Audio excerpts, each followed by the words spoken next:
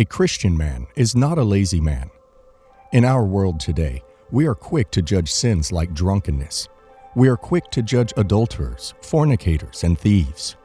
But very rarely do you hear a sermon against laziness. And this is not applicable to all men, because there are men who are on the other side of the spectrum, who work too much and do not have time for leisure and rest. And that itself presents issues. Do not work yourself to an early grave. Rest is a necessity. However, that is a message for another day. Today, we are focusing on laziness. Don't trust the sin of laziness.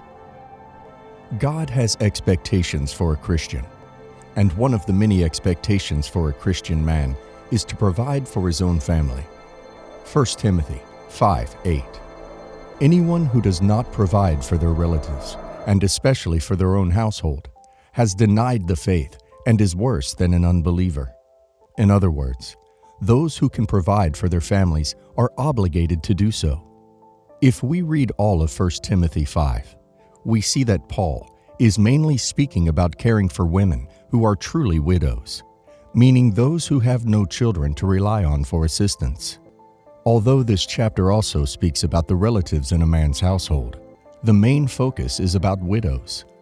However, today, rather than focusing on widows, we are going to focus on relatives in a man's household. Before we proceed, it is important to note that the Apostle Paul in this chapter states that a true widow who needs financial assistance from the church is one who has no children or grandchildren. The reason being is that if a widow has children or grandchildren, it is their obligation to look after the widows and their family, whether it is monetarily or anything else they may require. This is not a command for anyone to provide for relatives who are supposed to be providing for themselves, as this would make you an enabler of the sin of slothfulness, also known as laziness. But rather, this is a command to look after those who are truly in need. Family is the first line of care. As a result, this will free up resources of the local church for those with no family support, i.e., children or grandchildren to support them. God made us to work and to provide for ourselves and those in our household. Even unbelievers do this. Paul intentionally called a Christian who doesn't look after his own worse than an unbeliever, intentionally. This is a purposeful, provoking statement to highlight.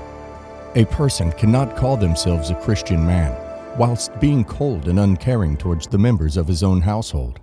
This is not referring to a person who cannot look after his own for reasons outside of his own control.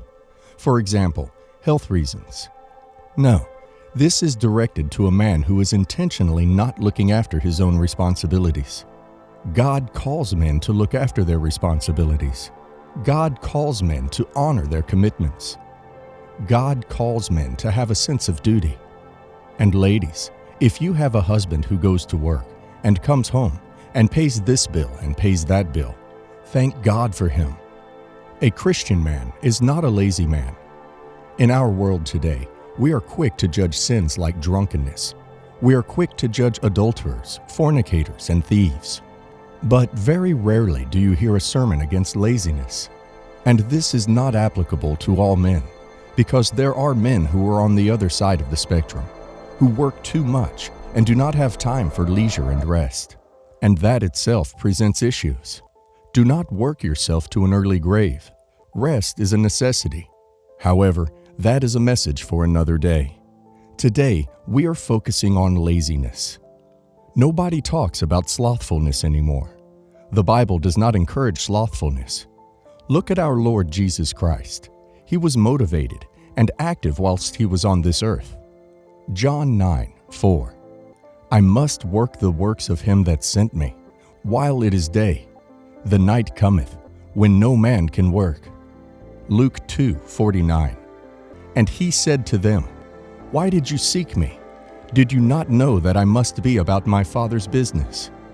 Slothfulness is the opposite of being hardworking. Sloth is when you have something that you've got to do, or something that you should be doing, but you don't do it because of the physical effort that is required to do it. Hard work and dedication. Hard work and dedication. Do it. If you feel like it, do it. If you don't feel like it, do it. Laziness. This is something that is seldomly preached nowadays. In our microwave generation, hard work and dedication is becoming a dying principle. People look at the task at hand and say, "I can't be bothered."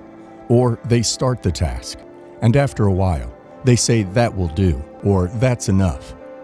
Every time you hear those three words, "that will do," or "that's enough," you are in the presence of a slothful person. God does not tolerate laziness. The lazier you become, the weaker you become. Laziness is a cycle. It is a hole that will drag you deeper and deeper and deeper. There is a tremendous amount of hardworking men who don't sleep enough, who need to sleep more often. But there are some men who make sleeping the objective of their day.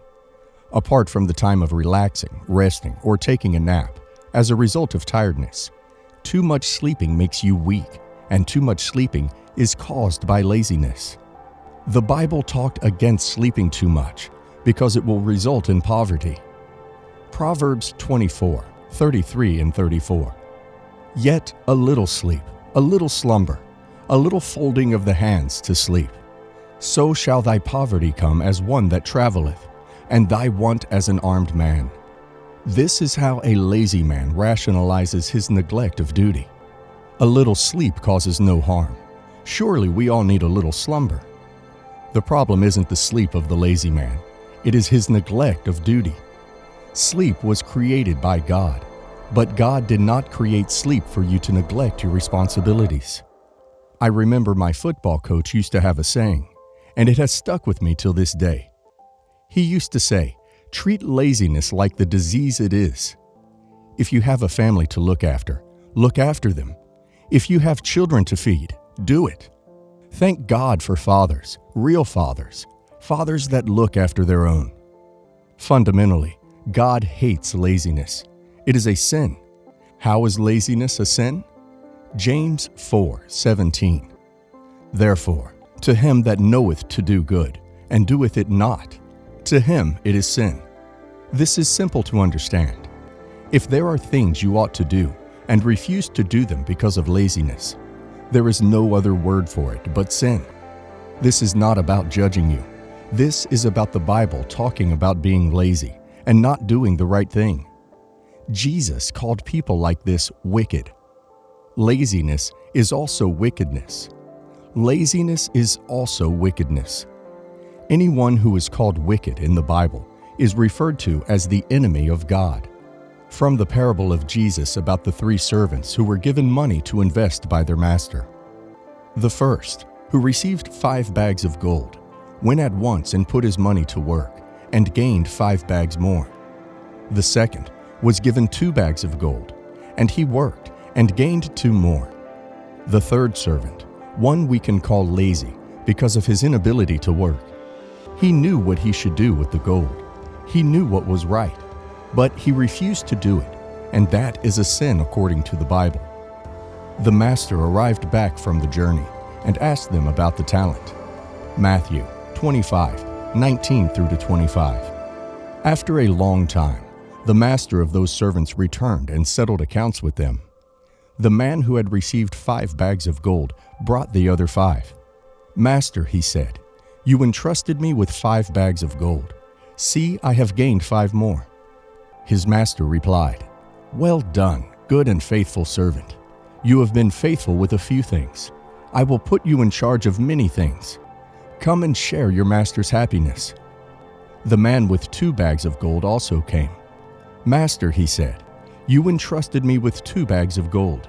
See, I have gained 2 more." His master replied, "Well done, good and faithful servant. You have been faithful with a few things. I will put you in charge of many things. Come and share your master's happiness." Then the man who had received 1 bag of gold came. "Master," he said, "I knew that you are a hard man, harvesting where you have not sown, and gathering where you have not scattered seed. So I was afraid, and went out and hid your gold in the ground. See, here is what belongs to you." So I was afraid, and went out and hid your gold in the ground. See, here is what belongs to you. Now, I want you to look at the master's response. Matthew 25:26 and 27. His master replied, "You wicked, lazy servant. So you knew that I harvested where I have not sown, and gather where I have not scattered seed. Well then, you should have put my money on deposit with the bankers, so that when I returned, I would have received it back with interest." God does not look kindly towards laziness, but our society somewhat encourages it. This is against the will of God. Laziness travels into different areas of your life. Everything affects everything else. You can't be lazy in this area and hardworking in another. No, laziness contaminates other areas of your life. Fundamentally, men of God are not lazy. God calls men to look after their responsibility. God calls men to honor their commitments. God calls men to have a sense of duty.